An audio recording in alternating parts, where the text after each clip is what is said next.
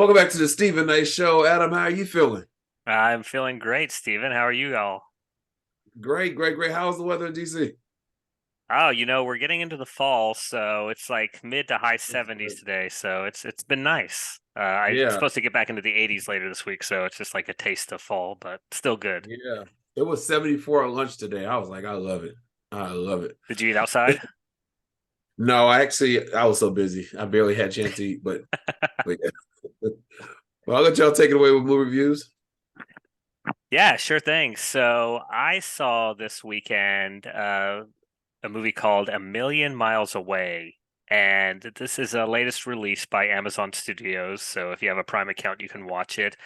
But it's a biopic that follows the story of Jose Hernandez.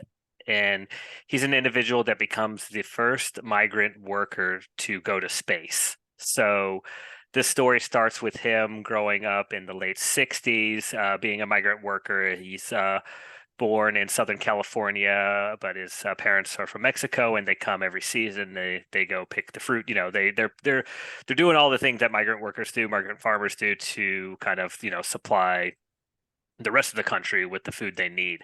And as he's growing up, he sees the moon landing and he decides that he wants to become an astronaut. So throughout this film, we flash back to series of times where he gets his first engineering job at Livermore in California and the process of him applying to the NASA space program 11 times and getting rejected. And along the way, he gets married, and you get to learn kind of the story of him and his wife, and the struggles they went through. But in the end, this is a story of perseverance, and he gets into the program, and he actually achieves his mission after several decades of being an astronaut and going into space.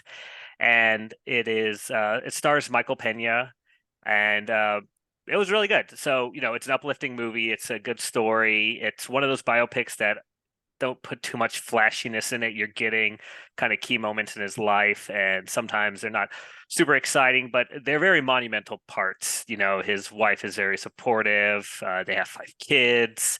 And throughout the whole time, they're, focusing on this mission. And he learns, even late in life, that these other applicants are pilots, so he takes pilot lessons. These other applicants are scuba divers. He takes scuba diving lessons. He doesn't give up on his dream of finally achieving this goal of becoming an astronaut. And even later in the movie, we get a portion of the film where he's training to be in one of the future space flights, and then the Columbia disaster happens, where everyone aboard that space shuttle died upon coming back to Earth. So the space shuttle program is kind of postponed for several years. But again, he keeps up that perseverance. He keeps with the program, and in the end, he gets there. So overall, it's a great movie. I thought it was really a fun watch if you're looking for those kind of uplifting movies.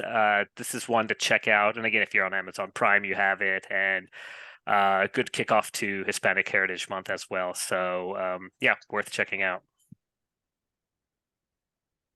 That's the only thing you saw?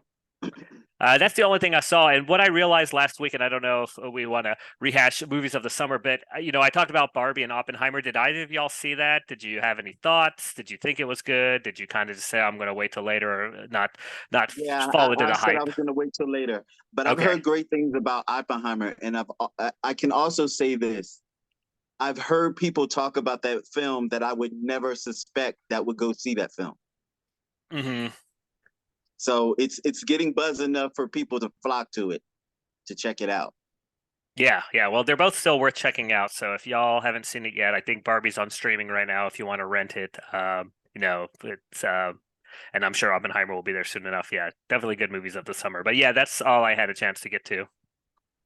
Okay.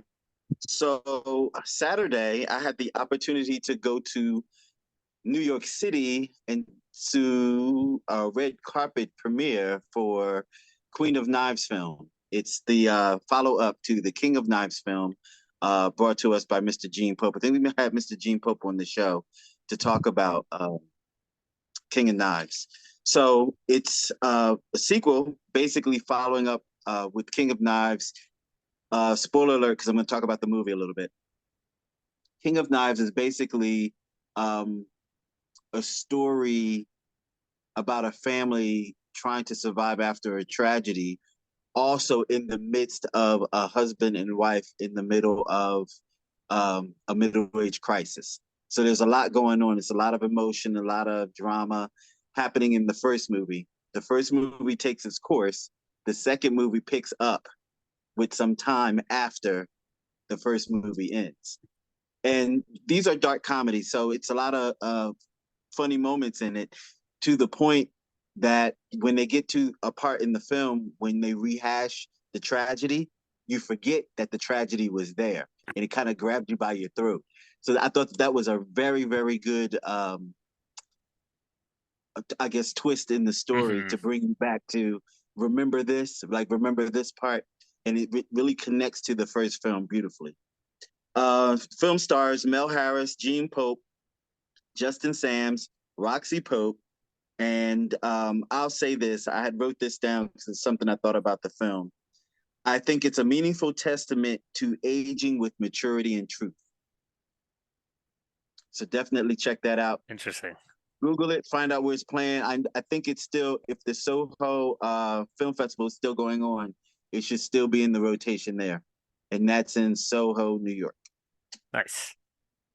So I went against what I normally would do, and I watched Fast X because I'm not really into that franchise at all. Mm-hmm. But I said, I haven't really watched except for the first one.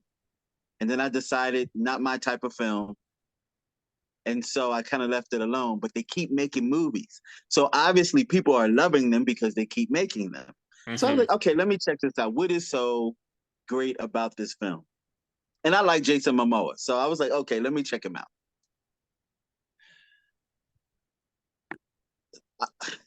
First of all, I made a list of the celebrities. I'm not going to rattle off their names, but 1, 2, 3, 4, 5, 6, 7, 8, 9, 10 big name celebrities in one movie. Now, I know that the movie is going to make money because it's one of those films, but because it's one of those films is why I'm not a fan. It's like all the cliche stuff happens in the film. The obligatory happy ending, or because it's a franchise, there is no ending because they leave you on the cliff because they can make another film. I get the crash them up, explosion, bang them, speed. That is all excellent. That's the exciting part. But then when it gets to the other stuff, it's so hokey to me. I just Mm-hmm. can't absorb it. And no diss to any of the like Fast and the Furious franchise fans. That's no digs at you. It's just not my type of film. Yeah. This It's a is not popcorn something that flick. I'm going to go out and watch. Yeah. So, I mean, glad that they're still making films and you still want to go and see it. But it's just, I tried. I can't. Sorry. But Steven, the morning show is back. Are you watching? I sure did. The first 2 episodes. Love it. Listen, I didn't know that they were spoon feeding us, so I thought that I could sit down and just watch. And then went through the first one, and I got through the second one. I went and made some popcorn, and I sat down for the third one, and it was like, what Oh is that? no. I was like, They always oh, they give you 2 initially, and then it's 1 each week. they're killing Yeah. me. They're That's killing annoying. me. It's But good it's so though. great. Adam, do you watch? I don't have Apple. Oh, I got it just for this show. That's awesome. It, Yeah. it, it'll I get heard it was canceled. bad at first and then it got better, right? Is that It what was they never said? bad. no, it No. was always good What's from this? the No. The Jennifer beginning. Aniston show, right? Yes, and Yes. Yeah, it was Reese getting bad Witherspoon. reviews on the first like 3 or 4 Oh episodes, and then it picked no. up. I I don't mean, know where. That show's always I don't been know, good. Steven, your reviews are iffy. Chike, though, if you liked it though, I'll take your word for Well, it. how do we get renewed for 3 seasons if it's Good man. bad? Apple desperate to have anyone watch their No, shows. this show is good. It is good. So All right. so I'll say this to you, Adam. That whole thing that was going on with the Good Morning America situation Mm-hmm. Yeah. would have Matt would Lauer. have played out and has played out on the morning show. Yeah. And so you kind of I kind of understand that scenario better after seeing the show because they kind of follow what actually happens in situations like that with network news. Yeah. And I Well, remember I don't want I to age remember when myself, but I'm kind of too young for the Good Morning America crowd, so I don't watch no, that. but you knew what happened with Matt Lauer. But the thing is, I remember when they were promoting the first season, they were on CBS Mornings, and Gail said, "You can tell y'all have done some research because y'all have a lot down pat on how a morning show is run." I mean, Uh-huh. it is good, I'll check it and out one day. it just shows you how cutthroat the music industry, I mean the news industry is with those anchors and whatnot. Yeah. Who's gonna get the job? Who'll get the evening show? Who's gonna get this? Who's gonna be contracts gonna be renewed? I mean, What it showed me also too is how expendable people are. yes, yes, it's good, Adam. I'm telling you. All right. I'll give. I know John Hamm is in this season, and I like John Hamm, so maybe I'll just start on season 3. No, you need to start from the beginning so you know what happens. It's too many But no, episodes. Also, I don't let him have start on Apple. season 3. You can start on season 3 because Okay, all it's going to make you do is go back to the beginning. All right, because you're gonna be lost. You're I gonna be doubt lost. that, but we'll see. Yeah, it's good. Okay, I'll believe you. Viewers, let us know if you agree with me or Stephen and The Chike. ratings speak for itself. I mean, I don't know. It's got 63% on audience score on Rotten Tomatoes and You regular can't go score on off of that. Rotten Tomatoes. You can't So go off of that. I'm just saying what the audience says. I will give it. Look, I'm gonna get Apple one day, and I'm gonna watch. What's the show with Adam Scott last year where they work at that office and it's like a memory thing? That's the top of my list. Um, you know Oh, what I'm talking about, Chike. It's like one of the best shows of in the like past I year. can't think of it right now. Yeah, that's the top of my list, and I'll probably finish the one with the soccer coach too. Man, I can't remember any of these shows. See, my only gripe with Apple is I wish they would get more content. They need Yeah, more stuff. Yeah, I do want to see but Foundation also. That I heard was yes, good. yeah. And I don't have anything else. Okay, well, morning show, Big Brother. Oh my gosh. I watched last night's episode today. One of my friends was texting me. Oh my gosh. I said, don't tell me nothing. We know not to give spoilers. We don't always watch the same time. It was great. Great. But I did watch a series. It's a kind of documentary series by Barack Obama on Amazon, not Amazon, Netflix called Working What We Do All Day. And I was talking about this earlier in Hot Topics, but it explores the different levels of like people's work, like coming to lower level positions, middle class, in between middle class and the wealthy, and just how each person views their and what because it talks about what makes a good job. That's one of the question today. What determines if you have a good job?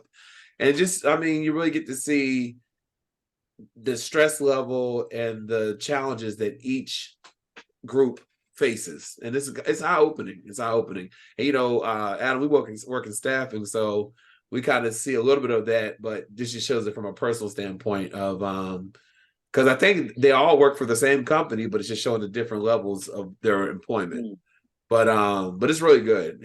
I think it's 6 episodes, but it's not really long. But it was good. Miss Parker actually told me about it, so it made me want to watch it. But I watched that. There's one more thing.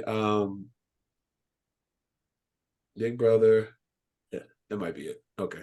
But yeah, there's a lot of good stuff out there. Big Brother. Nice, yeah. What's coming on the pipeline? And this is Chike's season because there's a lot of horror movies I feel like on the list of up and coming, but nothing. I still want to see Haunting in Venice. But that's it. There's another Expendables movie coming out. Chike, speaking of movies that seem to make money and they keep making them, I don't know why we want to see a bunch of geriatrics doing action movies when Oh we could see wow. the fast crowd instead. I mean, yeah, no disrespect, but like, yeah, let's, if I'm gonna watch action, I'll watch the fast movies or Mission Impossible. But yeah, there's another Expendables coming out. That's not on my list though. I guess like the diehard fans of all those figures, will follow them, in the expense. I guess Fast X or Fast and the Furious is the other generation's Yeah, Expendables. And so both the franchises will continue to move on into time. Yep. Yeah. I mean, one will stop because they age out of it, but yeah. Or will they? That's true. Sylvester Stallone seems like he'll live forever. Oh yeah, he ain't going nowhere. Yeah, yeah. So yes, it is horror season. I haven't found another horror film that actually called out to me yet, but I did speak last week about The Voyage to Demeter.